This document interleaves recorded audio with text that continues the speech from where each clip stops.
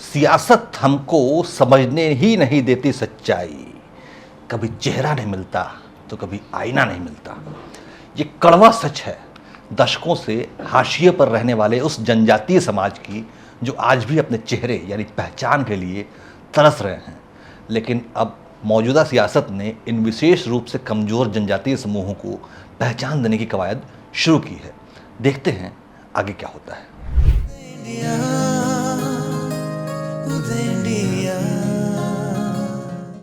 नमस्कार, उदय India digital में स्वागत है आपका। मैं हूं अंशुमान आनंद। जनजातीय मामलों के मंत्रालय यानी मिनिस्ट्री ऑफ ट्राइबल अफेयर्स ने भारत सरकार के रजिस्ट्रार जनरल और जनगणना आयुक्त को एक पत्र लिखा है, जिसमें अनुरोध किया गया है कि देश में जो जनगणना होने वाली है उसमें विशेष रूप से कमज़ोर जनजातीय समूहों यानी पर्टिकुलरली वनरेबल ट्राइबल ग्रुप्स को शामिल करने पर विचार किया जाए।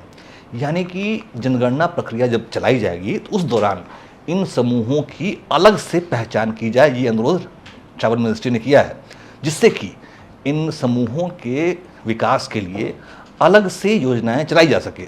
जनजातीय कल्याण मंत्रालय ने जनगणना आयुक्त के लिए पत्र में यह भी अनुरोध किया है कि विशेष रूप से कमजोर जनजातीय समूहों यानी पीवीटीजी परिवारों और व्यक्तियों की संख्या के साथ साथ उनकी विशिष्ट सांस्कृतिक, जनसांख्यिकी और सामाजिक आर्थिक विशेषताओं की अलग से भी गणना की जाए। यदि जनजातीय मंत्रालय की ये मांग मान ली जाती है तो पहली बार इस श्रेणी की शुरुआत के बाद से पीवीटीजी की अलग से गणना की जाएगी। इससे पहले 2011 की गणना में 40 पीवीटी समूहों को अनुसूचित जनजातियों की व्यापक श्रेणी में गिना गया था। वर्तमान में 18 राज्यों और एक केंद्र शासित प्रदेश में 75 पीवीटी समूह हैं, जिनके उत्थान के लिए जनजातीय कल्याण मंत्रालय ने जनगणना आयुक्त से पीवीटी के आंकड़े एकत्रित करने का अनुरोध किया है।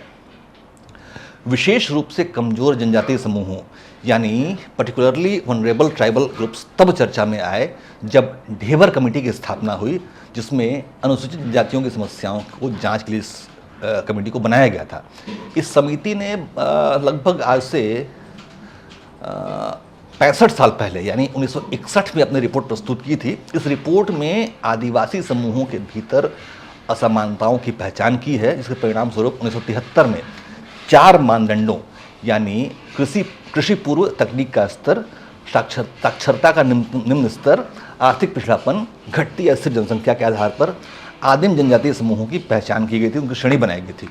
लेकिन साल 2006 में इस श्रेणी का नाम बदल दिया गया, उसको पीवीटीजी किया गया, क्योंकि पहले इसको आदिम जनजातीय समूह कहा जाता था। इस आदिम शब्द पर कुछ लोगों को आपत्ति थी।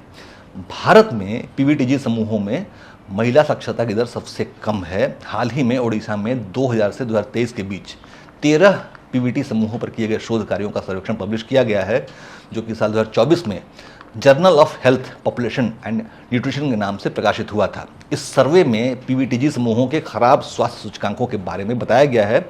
इसके बाद साल 2023 में केंद्र सरकार ने पीवीटीजी समूहों को बुनियादी सुविधाएं प्रदान करने के लिए प्रधानमंत्री जनजातीय आदिवासी न्याय महाअभियान यानी पीएम जनमन योजना शुरू की थी। लेकिन अब ये महसूस किया जा रहा है कि कोई भी विकास योजना तभी सफल हो सकती है जब उस योजना के लक्षित समूहों यानी कि जिन लोगों के लिए वो योजना बनाई गई है उससे संबंधित पूरा आंकड़ा मौजूद हो। खास तौर पर पीवीटी जैसे समूहों के बारे में आंकड़ा इकट्ठा करना बहुत ज़रूरी है, क्योंकि ये समूह जो है वो आधुनिक बस्तियों से बहुत ही दूर जंगलों, पेड़ों और पहाड़ों के पास रहना पसंद करते हैं।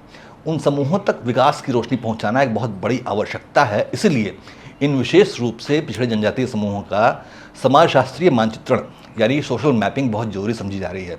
आने वाली जनगणना में पीवीटीजी को एक अलग श्रेणी के रूप में शामिल करने का प्रस्ताव उनके सोशल मैपिंग यानी कि समाजशास्त्रीय चित्रण में बहुत काम आने वाला है। उसके साथ ही ये भी खबर आ रही है कि इस बार की जनगणना में पीवीटीजी की परिभाषा पर पुनर्विचार भी हो सकता है, क्योंकि मौजूदा मानदंड जो हैं वो दशकों पुराने हैं। इसकी वजह से कुछ पीवीटीजी समूह इससे बाहर भी हो सकते हैं, क्योंकि राज्य और गैर राज्यीय संस्थाओं की मदद से ज़मीनी हालत में कुछ सुधार भी देखा जा रहा है। जैसे कि खेती के नई तकनीकों के आने के बाद हाशिए पर बैठे आदिवासी समुदाय भी विकसित उपकरणों का प्रयोग करने लगे हैं, जिससे उनकी हालत में कुछ सुधार देखा जा रहा है। फिर भी इनके लिए बहुत काम करने की ज़रूरत है और उनकी हालत में बड़ा बदलाव लाने के लिए अभी भी बहुत मेहनत की आवश्यकता है। और इसके लिए विशेष रूप से कमज़ोर जनजातीय समूहों यानी पीवीटीजी परिवारों की पहचान करना सबसे पहली प्राथमिकता है। जिससे कि उनकी समस्याओं को दूर करने के लिए आवश्यक कदम उठाया जा सके और उनके सामाजिक समावेशन को भी सुगम बनाया जा सके। वैसे हम दर्शकों को एक बात और बता दें कि देश के आदिवासी समूहों की समस्याओं को समझने और उनके निराकरण के लिए उदय इंडिया परिवार राष्ट्रीय राजधानी दिल्ली में एक वृहद आदिवासी जुटान का कार्यक्रम आयोजित कर रहा है, जो कि सितंबर के आखिरी सप्ताह में हो सकता है। इस कार्यक्रम में देश भर से हजारों आदिवासी भाई बंधु इकट्ठा होंगे और उम्मीद की जा रही है कि इस कार्यक्रम का उद्घाटन भाषण जो है वो महामहिम राष्ट्रपति द्रौपदी मुर्मू खुद ही देंगी, ऐसा अभी ऐसा कहा जा रहा है। इस कार्यक्रम में शेड्यूल्ड ट्राइब के अलावा विशेष रूप से कमजोर जनजाति समूह की बात भी उठेगी। तो बने रहिए उदय इंडिया के साथ, क्योंकि हमारा उद्देश्य वास्तविक पत्रकारिता के साथ साथ देश के सबसे कमजोर और हाशिए पर खड़े लोगों की मदद करना भी है। जय हिंद, जय भारत।